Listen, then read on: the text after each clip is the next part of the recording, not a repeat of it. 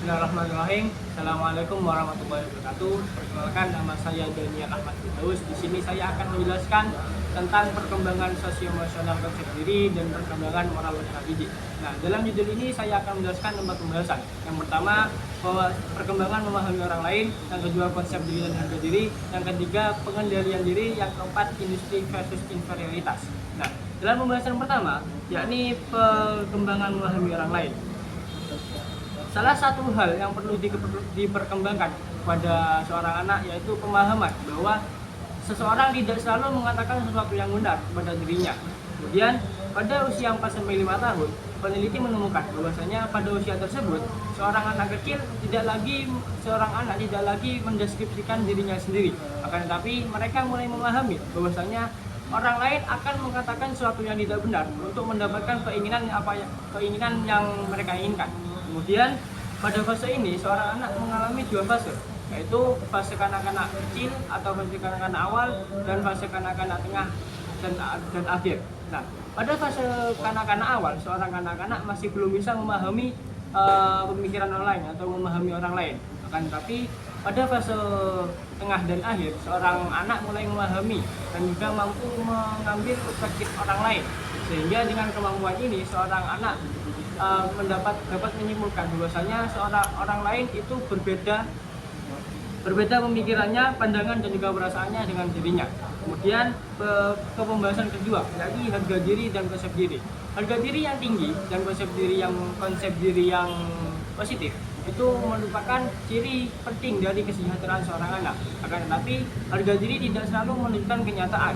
Kemudian beberapa peneliti menggabungkan 2 hal ini dalam satu kesatuan, akan tetapi ada makna berbeda dari 2 hal ini. Yang pertama, konsep diri. Konsep diri di sini diartikan sebagai penilaian umum pada dirinya sendiri, seperti seorang anak menganggap dirinya baik. Kemudian konsep diri di sini diartikan sebagai penilaian terhadap dirinya sendiri dalam aspek-aspek tertentu, seperti di bidang ilmuwan, kemudian kesenian dan olahraga dan yang lain-lainnya. Kemudian harga diri yang tinggi itu bisa menjabarkan sifat arogan dan juga sifat merasa hebat, dan serta menimbulkan sifat superioritas yang tidak berdasar pada orang lain. Akan begitu juga sebaliknya, jika seandainya harga diri orang lain itu rendah atau harga diri seorang anak kecil itu rendah, maka itu mencerminkan persepsi yang akurat tentang kekurangan dirinya, bahkan bisa menunjukkan ketidakamanan dan rendah diri yang terdistorsi bahkan patologis.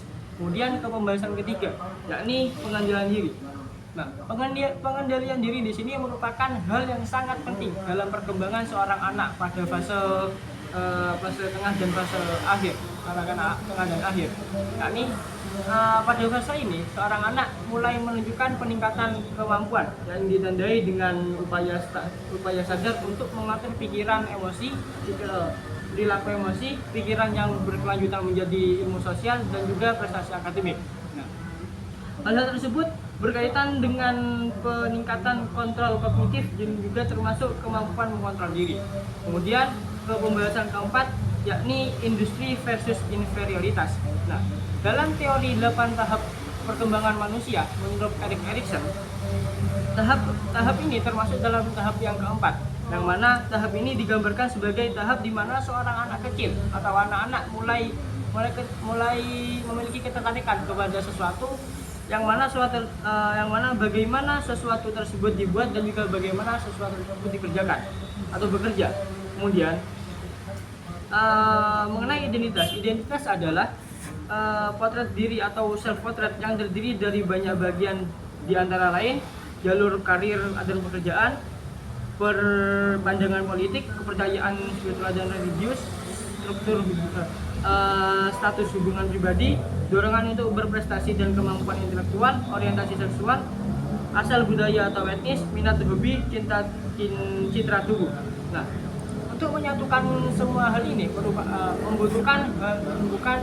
membutuhkan waktu yang lama dan juga panjang.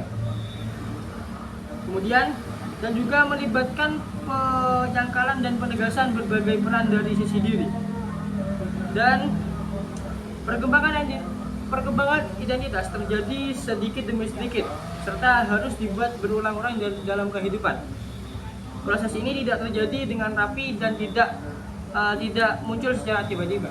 Mungkin cukup itu penjelasan dari saya. Kurang lebihnya mohon maaf. Wassalamualaikum warahmatullahi wabarakatuh.